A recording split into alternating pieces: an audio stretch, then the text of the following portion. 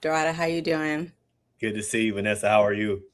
I'm doing good. I'm glad we got to link back up and talk. I wanted to know. Last time we talked was the Milestone Initiative, and I talked to you about your story in that book. What have you been up to since then? A lot. Man, I feel like that was like 2 or 3 years ago we last caught up. I Hmm. can't believe 3 years. Can't believe Hmm. time has flown so fast. So after the Milestone book, I did the first DC Power story. That was crazy. I got to do write Kid Flash story. Kid Flash is one of my favorites. I then wrote the backups or the books to launch Steel, which again a childhood favorite of mine, John Henry Irons. Hmm. What else? I got to do Power Rangers, which was crazy. I got to go over to Boom Studios and do a Green Ranger story. That was a lot of fun. And then I've been doing some of these DC anthology. I think the last DC anthology I did was the Christmas anthology. That was with Green Lantern. And then now I'm doing this anthology for DC. So that's what I've been up to. Nice. What's the difference like between the two publishers, like doing stuff for Boom and DC? Like, is there a big difference between how they run things? Ooh, that's a good question. Mm, I would say DC is a little different, being that like I came through their talent development program, so like the Hmm. relationship is different.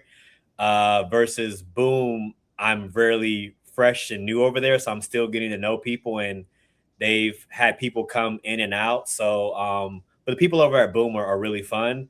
and getting to work on Power Rangers was a lot of fun. So I would say just like personnel, like I know more people at DC, being that I kind of come through the ranks at DC versus Boom. Like I'm trying to meet more people at Boom every Hmm. year and try to get more established over there.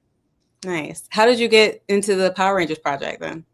I was at San Diego Comic Con, and we're out there, me and Morgan, and we're meeting, and Nathan. We're that's our group, and our friend Steven as well, just meeting editors. And I had met an editor at the bar, and we were just chopping it up. It's like, what do you work on? What do you work on? I was like, well, I work on this, and I love to work on stuff. It's like, well, actually, I've got an upcoming opening, an opportunity. Send me your stuff, and if your stuff is good enough, like she went through my editor, went through my stuff, and it was good enough, and she offered me an opportunity to pitch, and I pitched like 3 or 4 Power Ranger stories. They chose one, and I got to go write that one. That's dope. See, closed mouths don't get fed. Hello. I gotta get better at, because like it's such a I'm not the best at it. Like I'm not the best at asking for help or letting people know I want to do something. Like I very much am a believer that the work speaks for itself. But if no one sees your work, then nothing is speaking for you. So I gotta get better at asking for things or letting people know I do things. So I'm very appreciative when someone like you brings me back to the podcast and the show. It means a lot.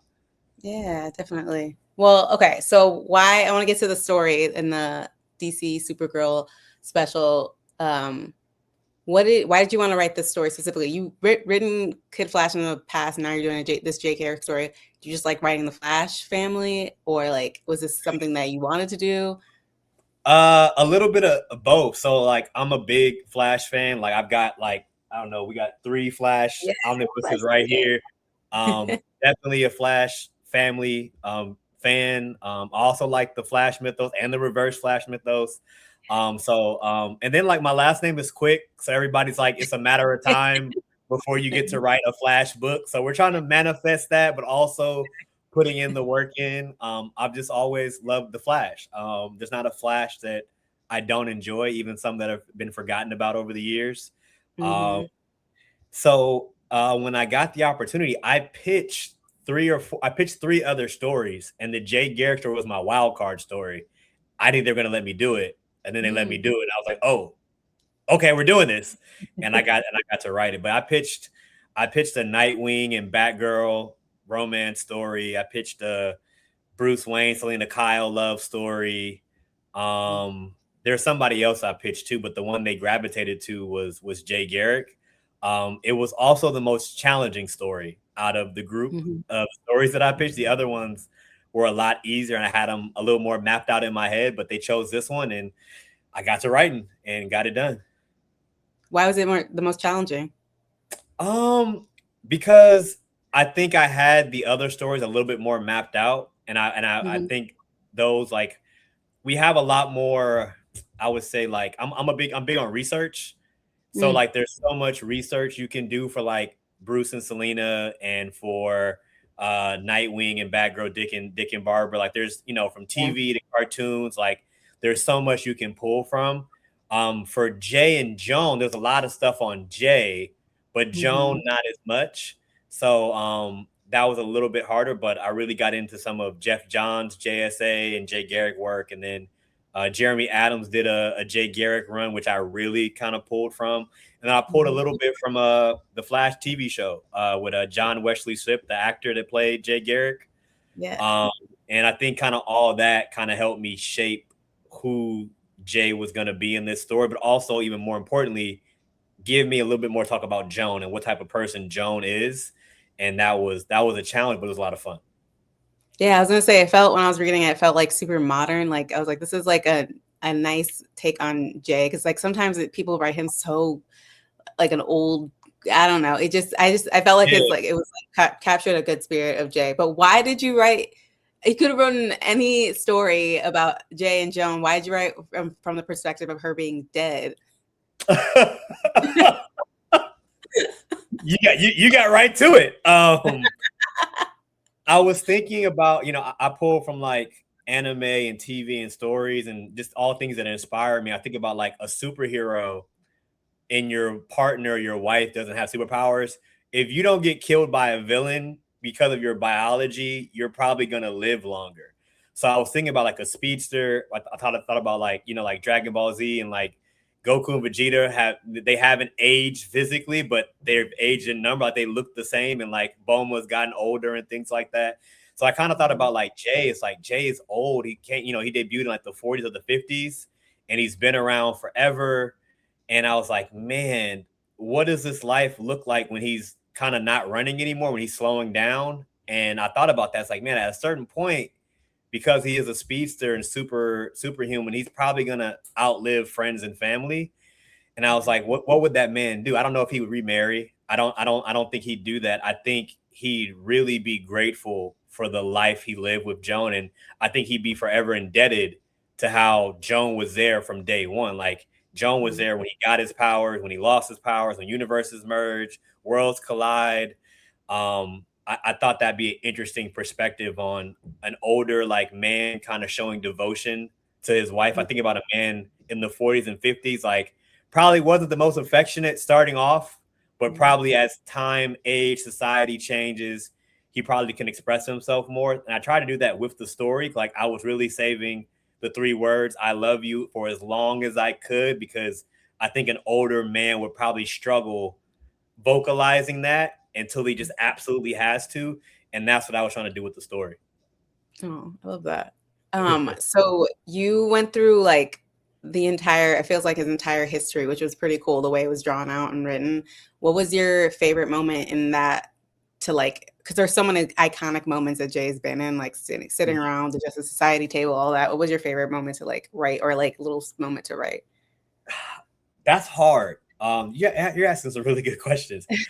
For me, the concept for this story was like, you know, you heard about like when people have a near death experience, their life flashes before their eyes. So to me, that was the perfect concept for a flash, for a speedster. So like the most iconic moments, I think one moment is I tried to flip him meeting Barry and not Mhm. being a good thing. I thought about like, of course, it's a good thing because we know Jay, but like subconsciously, like he might feel intimidated by Barry Allen. He might feel like he's being replaced.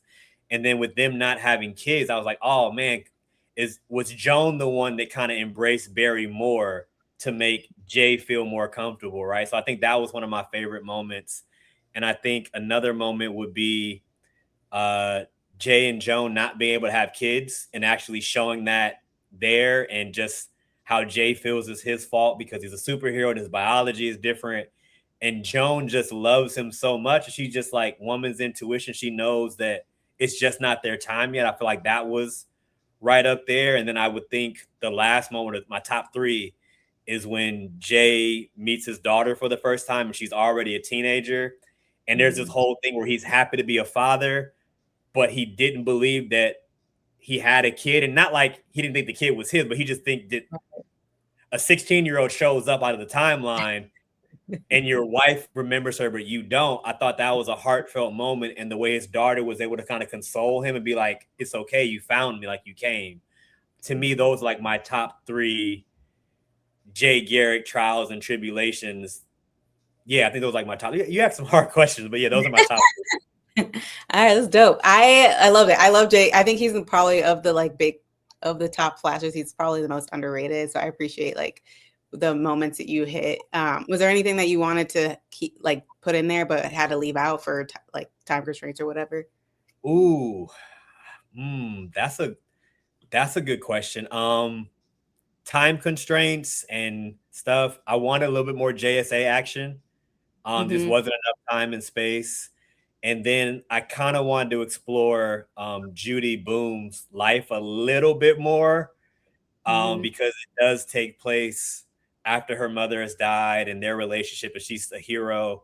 But I think I did a good job of putting a man's life through cinema and film reels all within 10 pages. But if there was more space, or if I ever get more opportunities to tell a longer story, definitely would have gotten into the ups and downs of the JSA a little bit more, and definitely Mm-hmm. would have got into the father dynamic of the legacy and the mantle. Like, I look at Jay and Judy kind of like I look at Steel, even though, you know, Judy changes her name to Boom. It's not Flash, but you have John Henry R. Natasha, where there's, granted, that's uncle, and daughter, but still like a father-daughter relationship. And Yeah. how do you pass on that mantle, but how do you also prepare her for the world in the future? And it might not accept her, not only because she's a woman, but also just because you are a legacy character, you know what I mean? So if I could have, I kind of wouldn't, I kind of would have got into that a little bit more.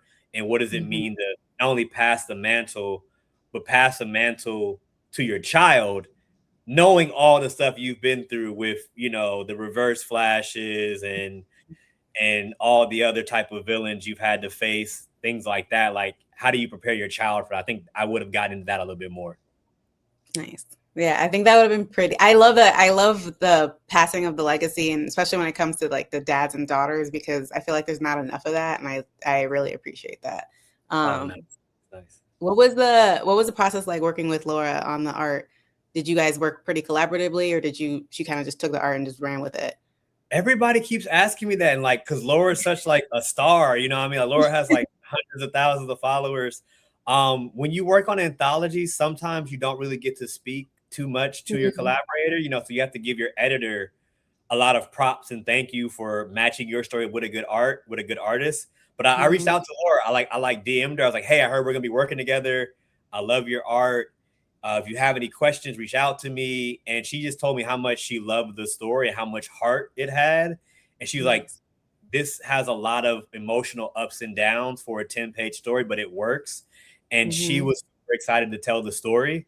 And I think Nice. that's like the best news you can get as a writer, because you want whoever is going to draw your story to, one, actually want to draw it, but then two, if they find some type of emotional connection to it, you can feel it in the work. And I feel you can feel Laura's ups and downs of feeling Mhm. for Jay and Joan in the story. In some scenes, she really captures facial expressions: shock, awe, love, heartbreak. She captures it very, very well. Yeah, absolutely. Yeah, her art's great. I love anytime I see her on a book, I'm like, "Ooh, I'm gonna read that." Like, it's just like a very inviting artwork. Yeah, it's Um, very warm and personal and almost like yeah. your portraits almost. Yeah, I agree. It's just very like you can like take one panel and just like stick it on a in a frame and put it on the wall. It's really Yeah, cute. exactly. Um, you mentioned underrated flashes or talked about you being a Flash family. Like, who do you think is most underrated Flash? Who would you write for outside of J and K Flash? Oh, that's a hard question. I mean, I really want to write Wallace. Like, Wallace is Yeah. one of my favorite characters. I really want. There's a lot I feel like we could do with him in the DC universe. Hmm. Um, Underrated characters in the Flash family. I think, I mean, Max Mercury is always going to be underrated. Because it's, how can I phrase this?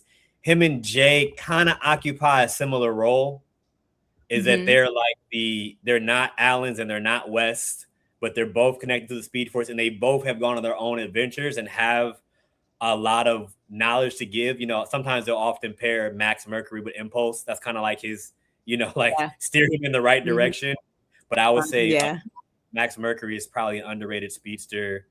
I would probably say, ooh, are we counting negative speedsters too? Because like I would You can, say, yeah, Pacers. I would say Hunter Zolomon is a little underrated too, because like Okay. he's under the Reverse Flash kind of legacy, and he's not Eobard Thawne, but in his own way, he is a very sick, twisted villain. So Mhm. I would say he's underrated.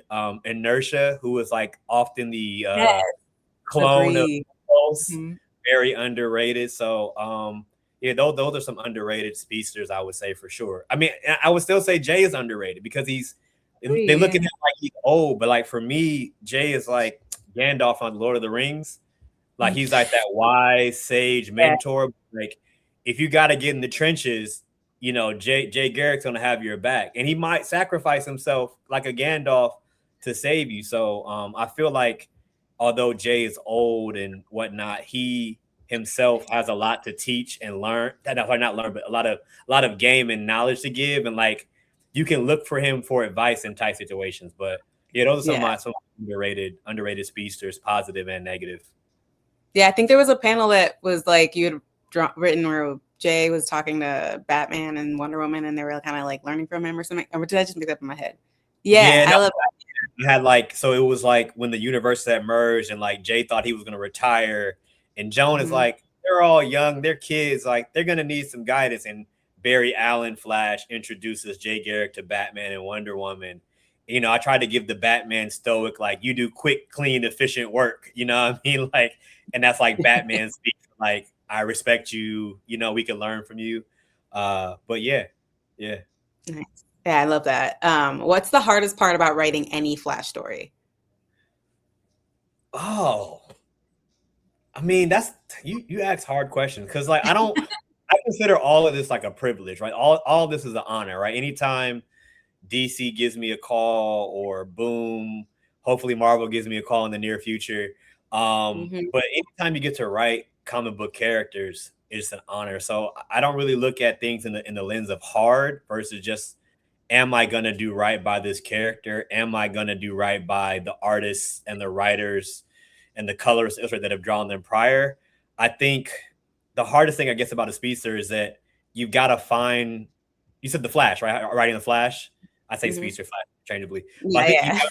you've got to find a way to target them emotionally, and you got to find a way to target them in ways that cripple them to some degree, because like they're so fast, right? Like the Mhm. average villain's not going to lay a hand on them, and it depends on how fast you want to write fight scenes or just myth and Mhm. lore. But I think the best way is tackling them emotionally in a way that it affects how their powers work.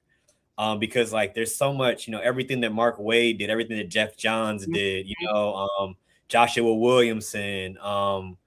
There's some other Flash writers I know I'm forgetting, but those are some like my bigger influences. There's so much lore and history. Um, One could get caught up in like, what am I gonna write? What am I gonna do? Everything's been done. Mhm. But I think as long as you attack characters from an emotional, mental standpoint, you can find a good story for a Flash. Nice. I love that answer. What other outside of like what other okay, hold on. It's kind of a two-part question, but Right. do you have other DC projects in the works? And also, is there another DC character you want to write for it? That is a great question. They know we have conversations. There are a couple characters that I've identified that I like to write. It's waiting for the right opportunity and trying to make it happen. But they're aware of other characters. I've been in the running for a couple books. Mhm. But sometimes some bigger names get them, and you got to pay your dues. But Mhm. it's all part of the game, part of the hustle. But there are other characters that I would love to write. I would love to write Duke Thomas Signal. Uh, I'm a Yeah. huge, I'm a huge Duke Thomas fan. I think this whole section is Batman Outsiders, anything Duke, Yes. Batman in the Signal, Batman Urban Legends. So I have like my whole little Duke Thomas section. So I would love to write Duke Thomas. I'm a big Bat Family fan. I also think Duke is special in being a metahuman in the Bat family. That's Mhm. never happened before. I'm a huge fan of Luke Fox. I know he's kind of been usurped by Jace, but I have every Luke Fox issue of Batwing. I have every Batwing issue, period. But also I have every Luke Fox issue of Batwing. So those are two characters I would love to write. Um, and then just in general, as I grow as a writer, I think one day to write any of the big three, the Trinity, to write Superman, Batman, Wonder Woman. I think that would be great. Um, I would love to do an ongoing or mini series for Steel. I thought there's a lot of stuff that Yes. Steel could do and Steel could be in the DC universe. Um, yeah, I would love to even do like some villain books. Like I would love to do like a Reverse Flash book or something like that. I Yes. think about writing villain. I know villain books typically, unless you're like Poison Ivy, a lot of villain books get short runs. But I think there could be Mhm. fun in writing some of DC's villains as well. Mhm. Absolutely. Nice. Yeah. What other projects do you have outside of comics or maybe for other publishers that you have going on right now or in the future? Yeah. I am currently working on my graphic novel. I cannot tell you the name of it, but I can, tell you a little about what it's about. It is a manga style graphic novel. It's inspired manga esque. I'm going back and forth on whether I'm going to put it in color or not. Black and white for sure, but something about the story as I'm writing it just feels like it needs color. Mhm. Um, but it's a sports graphic novel. Okay. Yeah, yeah. So I'm excited about that. The artist is doing a really good job. All my character designs are done, and the book cover will be finalized this month. So then we're gonna get into some issue covers, and we're gonna get into actually doing all the panels for the book. Morgan may be my editor on that book. We're figuring out timelines and details, and keeping it in the family, so to speak. Uh, Yeah. and then what else is going on? I'm just growing my skills as a creative. I'm shooting a short film this week. I can't talk too much about it, but it's like a 14 page script about meeting your heroes and how you should never meet your heroes and how that can go terribly wrong. And it kind of, a young man meets his idol and it goes wrong and he doesn't decide to turn the other cheek.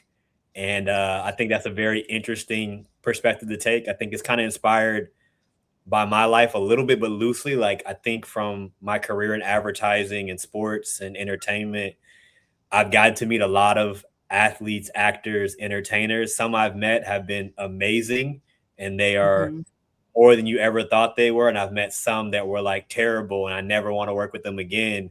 And I kind of took that lens of like, what if a young kid met their hero and decided not to turn the other cheek?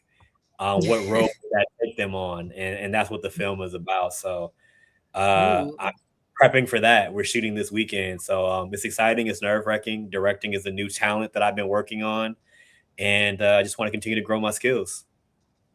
that is dope. Appreciate that. I was gonna say it's so nice that you met at during the. I assume that you all met during the Mouse Initiative, and you guys are still this to this day like a part of each other's projects, hyping each other up, and I think that's awesome. I love that you guys have that community. Yeah, I didn't know that was gonna happen because I've done talent programs before for advertising or other things, and sometimes you meet people who are just trying to get jobs and just trying to network, and they just want to I had to use you to get what they want versus with this milestone program with DC, like we have a real friendship and brotherhood. Like Nathan Kyanin sent me his first chapter of his graphic novel last year. We talked about it, what we liked, what we didn't like. And now Yeah. he's dropping actually as a full on graphic novel with the rest of the 3 or 4 chapters. So we go to each other's signings. Like Nathan's had 2 or 3 DC anthologies. And then Morgan is just on fire. Morgan did Cyborg, then Morgan did Star Trek. I feel like he did something else, and now he's doing Green Lantern Corps. So we show each other scripts, we show each other ideas. Hey, does this work? Hey, does this not work? And I think it's really special. We go to Comic Con go to Comic Con every year together. Sometimes we bunk together, sometimes we don't. But it's a real friendship and brotherhood that I did not expect. That I'm forever grateful for as it continues to grow. Amazing. I love that. I love that for you guys. So that's my last question. If you do you have anything else you want to add or talk about that you have coming up or are working on?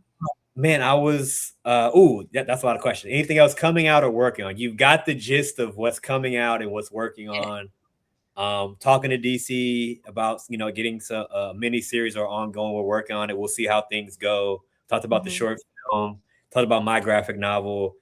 I guess people have been asking me in my DMs and just in real life about like the whole 1,000 days for not having people of color in comics, and I think that's an interesting topic. So I appreciate all those people that are making the TikToks and Mm-hmm. the IG posts about it.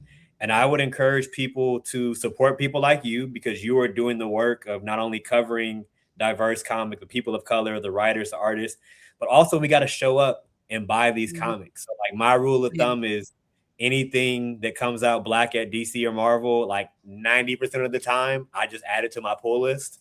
What people don't Mm-hmm. understand is that creators get a set number of issues based on sales.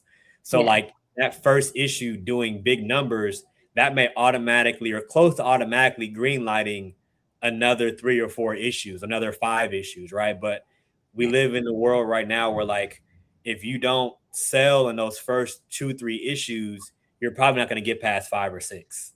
Even if Right. the story gets really good, it's the fact that they have to plan their fiscal year and their businesses based on Mm-hmm. numbers of sales. So I would encourage all of your followers, all of your listeners, that when a person of color or gets a book, or when the book has a person of color, that we go support it, that we go, we talk with our money and we support that book.